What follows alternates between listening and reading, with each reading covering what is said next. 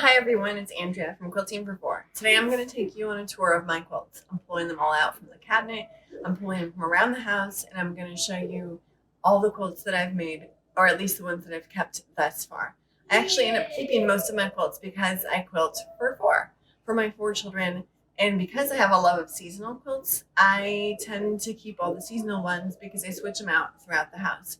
Usually I have like 2 or 3 between the living room and the various bedrooms and stuff. So I will give you the background story, approximately when I made them, what fabrics or patterns were used, and the inspiration behind it. Hope you enjoyed today's show. Come quilt with me.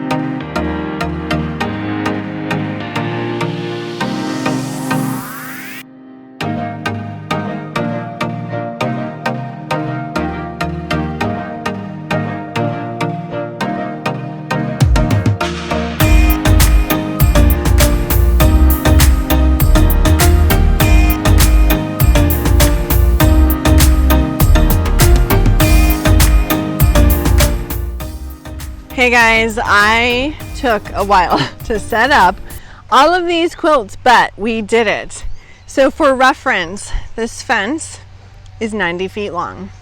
It is about 150 feet wide, and they kind of go around. So I'm going to go through and talk about each one. First, I have to say that we live on a semi-busy street and everyone looks at me like I'm crazy right now. This first quilt up is from Missouri Star Quilt Company. It is one of their patterns. It's from Block Magazine.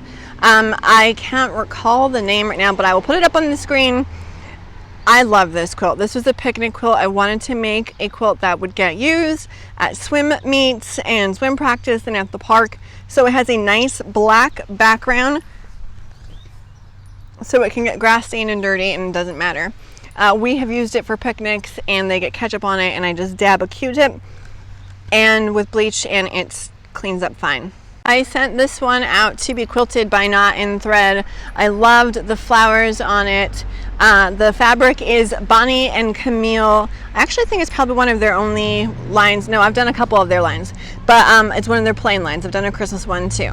The fabric is a Radley Blake, I believe, and the backing is actually just a mix of stuff, as is the binding, because I, again, didn't have anything. This was before stash. I used to never carry a stash. Like, I would go to the quilt shop and buy just enough fabric for the top, and then I would finish the top and go and grab the backing, and then I would finish quilting it or get it back from the long arm, and then I would go to the shop and get the binding. I learned a lot when everything was shut down because I just had nothing to sew. So I have been slowly building a stash. This one is my latest pattern. It is Irish Ring Quilt. The fabric is Wild by Corinne Wells for Radley Blake. I love this. This was a spring quilt. I'm obsessed with seasonal quilts, and spring is a season. So I decided to make this a spring quilt. The fabric was perfect because it is wildflowers. They're just stunning. Super fun.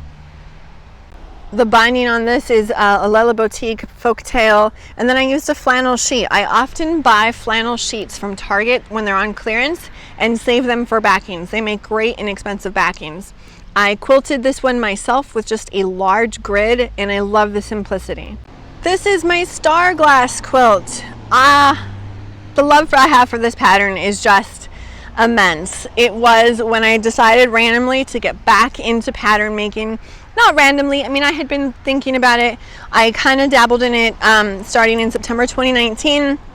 I released a few up through March, and then I decided, you know what, I needed to take a break for swim team and everything else. So I didn't do anything else. I just focused on making fun quilts for me from fun pattern makers.